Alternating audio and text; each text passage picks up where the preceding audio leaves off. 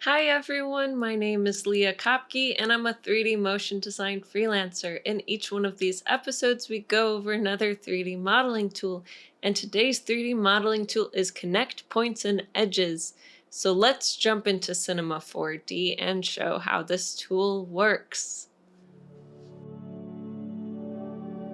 Here we are inside of Cinema 4D. Now, what is great about this tool is it really gives you some extra control over your topology. It's helpful for 3D modeling. Let's get started. I'm going to hold a click on this cube over here so that we can select the plane.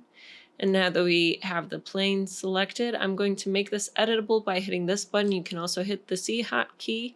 I'll go ahead and turn on garage shading lines under display so that we can see what we're doing. Now this tool works in point and edge mode. So I'll go ahead and select our points while in point mode here.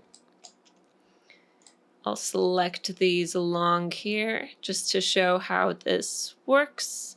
And you can find this tool in a few places. You can find it under the Mesh menu under Cut. You can find Connect Points and Edges. You can also see the hotkey for it is MM. So we can also go ahead and click MM, and now we've used the tool and it's created that cut. It's really helpful because it's another way to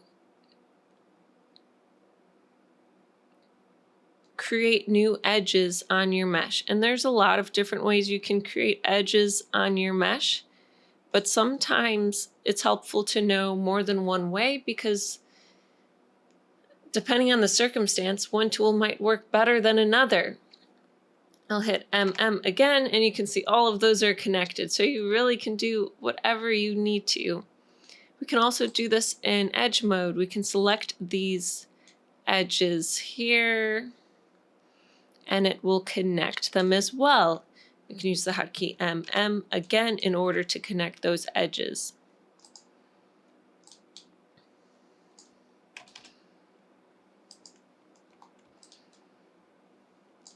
It's a really helpful tool, and I hope you found this tutorial helpful. We go over another 3D modeling tool and all of the settings for it in each episode. So each week we go over another tool, and if you'd like to learn more 3D modeling tools for Cinema 4D, please hit like and subscribe so that you'll be notified when the next tutorial comes out.